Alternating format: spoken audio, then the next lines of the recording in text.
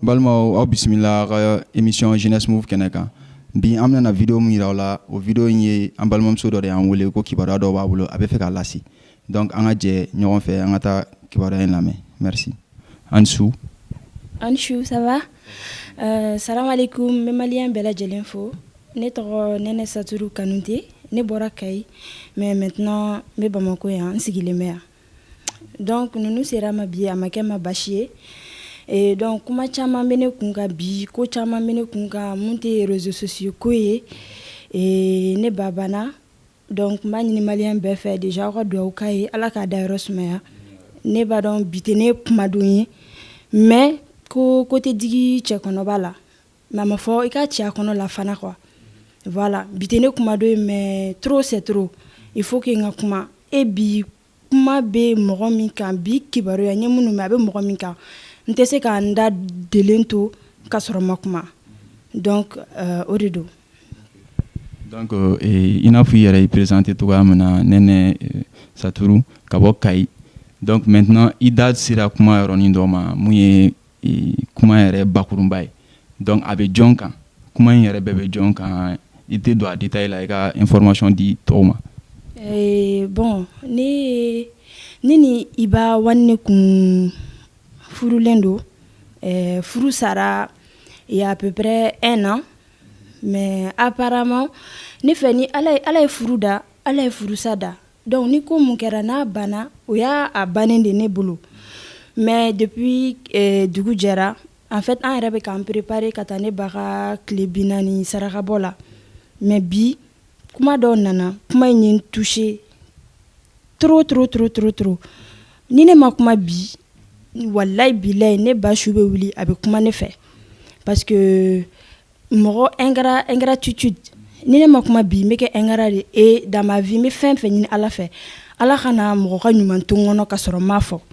Et mɔgɔ min ka ɲuman minɛ, n bɛna mun ka ɲumanya fɔ bi o ye Sidiki Jabate de. Ne ni Iba farala il y a 1 an. Et janvier passé de kun b'a kɛ 1 an ye. Ne ni Iba farala an ma fara ko ɲuman na. A ye ne bila cogo min na Ala b'a dɔn kira b'a dɔn fo ka issue ko don a la. Su kolenba mɔgɔ min donna ne jigi kɔrɔ o ye Sidiki Jabate. A fɔlɔ a ma kɛ cɛnimusoya kama, a ma kɛ tɔgɔ ɲini kama, a ma kɛ fosi kama, a y'a kɛ Ala kama, kira kama. Ne bɛ k'a fɔ ni den cɛ a y'a k'o de kama, ne den fitinin de bɛ n bolo. Donc an bilala ɲɔgɔn na su fɛ vers 3h du matin. Donc a ko n ka bɔ ni den fitinin. O y'a sɔrɔ ala ma 1 an et demi sɔrɔ a bɛ n bolo, a ma ŋɛnɛ. A ko ok ko n ka bɔ, n ko problème t'a la. Sauf que ne tɛ se ka bɔ, c'est pas comme si ne ni n ka valise ne nana n bɛ taa an ka so minɛn moitié, presque moitié ye ne ta ye, moitié ale ta ye. À 3h du matin e t'a dɔn côté financière ne bɛ position min na, su fɛ ni den i bɛ taa min. Donc a yɛrɛ bɔra ka huissier bila ka na, ko a y'a ka huissier bila ka na ko voilà an ye nin ne ta ye, nin y'ale ta ye, nin ne ta ye, nin y'ale ta ye. Donc ko n ka taa. Bon n tɛna se ka don détail bɛɛ la parce que ni mɔgɔ ko k'i bɛ i fari yɔrɔ bɛɛ tɔgɔ fɔ i b'i yɛrɛ neni. En tout cas huissier bila ka na. Sauf que en même temps n bɛ ka kuma dɔw mɛn ka kɛ i n'a fɔ ne ni Sidiki bɛ ɲɔgɔn dɔn Iba de kɔ kan. Non, Iba de ne ni Sidiki jira ɲɔgɔn na. An tun bɛ ɲɔgɔn sɔrɔ yɔrɔ caman. Ale de y'a yira n na. Sidiki m'a toujours respecté. Et mɔɔ taara fana bɛ yen n'o ye Sidiki ka petini ye, n'a bɛ ɲɔgɔn dɔn très bien. An ye école kɛ Tomingorobugu ɲɔgɔn fɛ. N'olu bɛɛ bɛ ɲɔgɔn dɔn. Donc ne bɔra ne parents cɛ, comme n y'a fɔ kuma daminɛ la cogo min na, ne bɔra Kayi de. Ne parents cɛ, ne ka soutien. C'est vrai que n balima wɛrɛw bɛ yan, mais mɔgɔ depuis ne 18 ans ne nana ne ka furu ka den sɔrɔ ko ne ka tila ka mɔgɔ wele ko n bɛ taa sigi o kan, a cɛ man ɲi. O tɛ o maloya bɛ ne la, fierté bɛ n ma o la quoi. N tɛ se k'o kɛ. Donc après n kɔrɔmuso wɛrɛ tun bɛ yan, o ye n cousine ye. N y'o bila n ko n t'a dɔn n bɛ Sidiki lasɔrɔ cogo min na. Donc a ye Sidiki lasɔrɔ n ye parce que ale bɛ bɔ su fɛ boîte ni fɛnw ka d'a ye. A ye Sidiki lasɔrɔ n ye, ni Sidiki ye kumara téléphone na. N ye kuma ɲɛf'a ye parce que n t'a dɔn n b'a ɲɛfɔ mɔgɔ min ye. Iba ni minnu bɛ ɲɔgɔn fɛ u bɛɛ ye n ku u jugu ye. Parce que a caman ba tun bɛ yɔrɔ in na, Iba bɛ ka na bɔ, mɔgɔ si ma sɔrɔ u la mun b'a fɔ Iba i den de bɛ yan, i den ba de bɛ yan.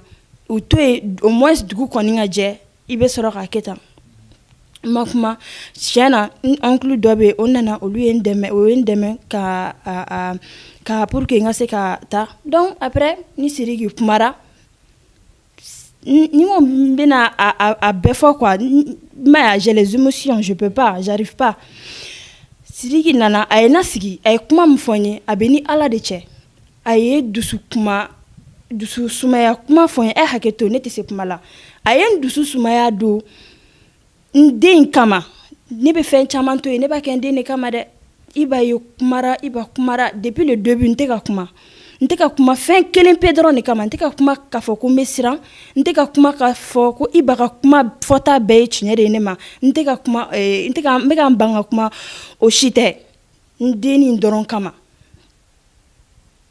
mais ne bɛ mun fɔ Iba ye ne ye jeli de bɔn Iba ye a banna ne fo n'a sɔrɔ ne n'ale den ne n'ale jeli de tɛ dudu veine kɔnɔ n'o sen jɔlen don o bolo jɛlen don ne n ta di Ala ma donc pour être bref Sidiki n ye Sidiki wele Sidiki ye dusu sumaya kumaw fɔ n ye a mana n ka secours la parce que fɛko kuma don parce que a bɛ fɛ ka profiter parce que ou bien a bɛ fɛ ka mal kɛ Iba la a nana de comme i yɛrɛ b'a ka interview bɛɛ kɛ ko Sidiki ale frère ye mais ni e y'i muso n'i den bila kɛnɛ ma ni e frère ye o dɛmɛ o kuma bɛ min bi u b'o transformer k'o kɛ fɛn ye parce que maintenant u b'o ranger k'o fɔ dɔrɔn u b'o transformer k'o kɛ ko wɛrɛ ye Sidiki n tɛ nkalon tigɛ Sidiki ye ne loger et bien même wallahi il m'a bien logé ni ko n b'a remercier dɔrɔn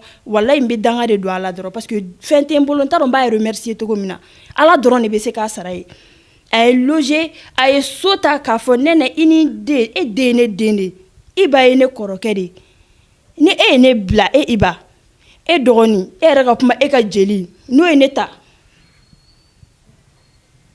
ne bɛ se ka mun kɛ k'a remercier kɔ a ye na loger a don n fa tɛ n kɔrɔ n ba tɛ n kɔrɔ n somɔgɔ fosi tɛ yan ni den an taara a y'an bila so kɔnɔ minɔgɔ m'a minɛ kɔngɔ m'a minɛ fosi m'a minɛ an ye 1 mois kɛ ten fɔlɔ a ko nɛnɛ i b'i ka so Iba ye ne kɔrɔkɛ de ye n'i bɔra Iba fɛ yen i kana kuma mais i b'i ka so a ye n dusu sumaya n ma fɛn fɔ fo 1 mois tɛmɛna ten interview bɔra OM comment on appelle site dɔ bɛ OM voilà olu nana ka kuma après o ko taara de loin après n y'a dɔn k'a fɔ Iba de yɛrɛ ye olu wele ka kumaw fɔ i ma ye n ma kuma jeli in kama n ye halisa n y'a bɛɛ to yen a ka passer jeli in kama n'o ye n den n y'a bɛɛ to yen a ka passer ani n ba Ala ka hinɛ la a n'o kumakanw kama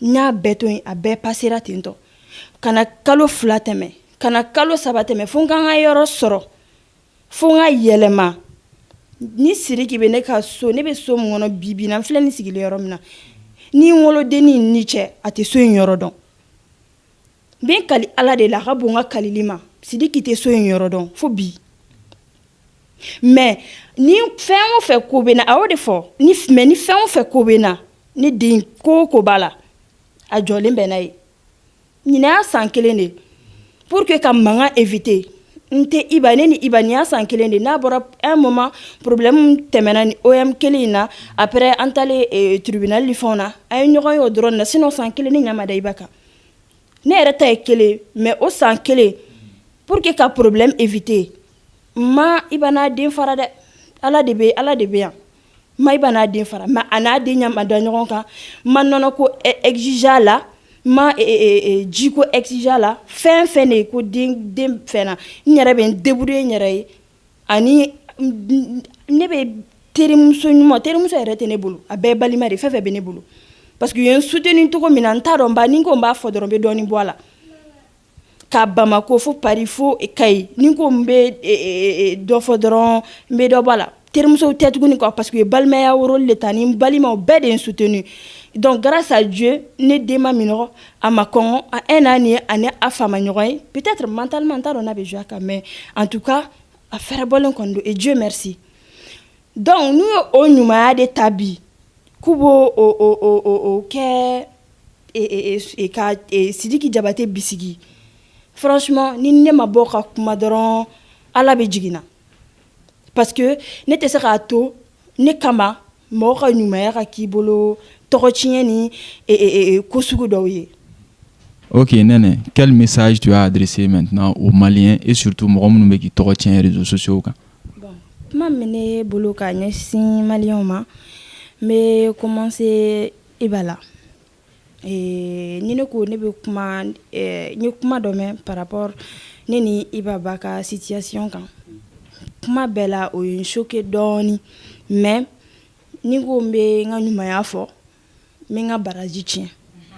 Mais fɛn mun tɛmɛna ne ni Iba a n'a ba cɛ Ala b'a dɔn kira b'a dɔn. Sinon ne ba banna a tile 40 ye jeudi ye inchallah. Iba ma ne wele karisa sabi kɔrɔ a ma se yen. Ala fana b'a dɔn kira b'a dɔn Iba kun bɛ ne ba bolo fila kɔnɔ cogo min na. Aw ma ya donc Iba ne bɛ mun f'i ye dɔrɔn Ala k'i ba mɛn i kɔrɔ, Ala k'i ba mɛn i kɔrɔ, Ala ka dili mɛn i kɔrɔ halisa. Sinon après n bɛ mun f'i ye ne ka dayɛlɛlen dɔ i ye dɛ. I den ne ye 5 ye ma deli k'i empêcher k'a lajɛ n tɛ n'i empêcher fo ka diɲɛ wuli. Donc quand tu veux i b'a ye ne tɛ se k'o kɛ Ala de y'o kɛ, Ala d'aw jeli kɛ kelen ne m'o kɛ Ala de y'o kɛ. Donc ne ka dayɛlɛlen b'i ye tuma o tuma ka di ye. Mun ye Malien tɔw ta ye ne bɛ mun fɔ bon de base ne tɛ réseaux sociaux kan bon n bɛ tɔgɔ tiɲɛ wa stariya de ka d'a ye wa a bɛ tan mais n tɛ réseaux sociaux yɛrɛ kan. Mɔgɔw tɛ n ka fɛn ye réseaux sociaux kan fo ni mɔgɔ min taara kuma dɔ fɔ n ye k'a bila a kan. Et a bɛ n choqué fana ne b'a ye généralement n'u y'a fɔ n ye je suis obligée n tɔgɔla kuma de don n bɛ yɛlɛ ka taa lajɛ musow de ka kuma ka ca musow de ka critique ka ca. A kana kɛ girl power ye mais san'aw ka mɔgɔ accuser aw bɛ kuma ɲini ka kuma tiɲɛ dɔn. Donc n'o kɛra c'est pas obligé que mɔgɔ ka ne défense ta mais a ye kuma ɲini aw ka kuma tiɲɛ dɔn san'aw ka kuma parce que ne b'a dɔn aw bɛ nin temps baden mun ta ka mɔgɔw critiquer ka nɛni ni fɛnw kɛ a stress ka bon aw ma. Donc ne bɛ mun fɔ Malien tɔw ye ne tɛ internet kan, j'ai jamais voulu être une personnage public, ça m'intéresse pas, mais ne ka vie privée yɛrɛ ka étaler tan réseaux sociaux kan ça me plaît pas. Mais n'a ma ɲa a kɛra ni parti kelen a décidé ka an ka vie étaler mun ka d'a yɛrɛ o de étaler parce que voilà i ka tiɲɛ ani tiɲɛ yɛrɛ yɛrɛ kelenw tɛ i ma ya. Et puisque a étalé la a y'a ɲini san'aw ka parti kelen ta ni ne siɲɛ fɔlɔ de ka kuma mɔgɔ caman fɔ Nɛnɛ a dit ça Nɛnɛ a fait ça wallahi billahi ma deli ka kuma ni ye siɲɛ fɔlɔ de ka kuma. Aw de mun siɲɛ fɔlɔ k'an justifier ko la et ko mun don et ça me tenait à cœur voilà o de y'a kɛ n justifier aw ma ya. Donc n'aw ma ɲa mɔgɔw y'u ka problème bila aw kana fankelen ta kɛ quoi aw b'a ɲini. Ça fait 1 an que dongo ne de bɛ ka fɔ mais en 10 ans de mariage en 10 ans de relation et 6 ans de vie commune aw fana kan k'a dɔn galon mun ma ye o bɛɛ kɔnɔ tile 2 farali o sɔn bɛɛ bɛ ye muso la cogo di. Dans la vie il faut réfléchir aw ka kow tiɲɛ ɲini aw ka kow tiɲɛ dɔn san'aw ka kow juger o de ka ɲi. Voilà donc mɔgɔ sinon mɔgɔ tɛ ne ka vie dɔn dɛ n tɛ ni mɔgɔ tɛ Bamako terimuso tɛ n bolo ni mɔgɔ minnu depuis toujours ni minnu b'a la n'olu kelenw de b'a la depuis Kayi fo Bamako fo Faransi ni mɔgɔ kelenw de b'a la. Donc a ye a essayer ka ko dɔw ɲɛɲini aw kana don fɛn dɔw la aw tɛ mun dɔn. Donc kuma laban mun yɛrɛ bɛ n bolo k'a fɔ n b'o adresser Sidiki Diabaté la. Sidiki Diabaté Malien n'o b'aw ma dugu la Sidiki ye ne loger a ye n nourrir Ala k'a sara Ala ka mɔgɔ d'a ma mun b'a ɲɔgɔn ka ye mun b'a den nadon a kɔfɛ parce que a ye mun kɛ ne ye o sumalen bɛ ne si ma ne den ta ni y'o fɔ dɔrɔn n bɛ dɔ bɔ a la donc ala k'a sara halisa ne b'a fɔ aw maliyɛnw ye aw k'an dɛmɛ ka Sidiki Jabate remercier ala kana jugu sa la halisa ala ka janfa fɛn fɛn ɲɛsinnen b'a ma ala k'a bɛɛ bɔ a kan ba i y'a mɛn k'i bɛ jɔ janfa la a sirili ɲɛna de sinon Sidiki ye ne bibi na n b'a fɔ n teri ɲuman de don n kun b'a fɔ a kun b'a fɔ a yɛrɛ ka kuma b'a fɔ mamuso par rapport à Iba ko mo tɛ a kɛra n teri ye maintenant a kɛra n balima de parce que mɔgɔ mɔgɔ kɛra ne ka cɛmanin kelen fɛ ne t'i i tigi sara sɔrɔ a y'a la don wa a bɛ ka continuer k'a la don donc ala k'i sara mun ye Iba yɛrɛ ta ye halisa ala k'i sara halisa ala k'i sara ala ka hɛrɛw yɛrɛ k'i ye halisa mais i ka ne tɔgɔ bila merci beaucoup. Merci beaucoup. Bi an kun ni Nɛnɛ bɛ ɲɔgɔn bolo a dan sera ka kuma damadɔ ma minnu bɛ ka accuser réseaux sociaux sanfɛ ni kun y'ale ka message ye ka adresser malien bɛɛ lajɛlen na et surtout à Iba One son ex-mari. Merci beaucoup. Aw k'an bɛn ni ɲɔgɔnna wɛrɛ ma. Restez sur notre chaîne. Merci beaucoup.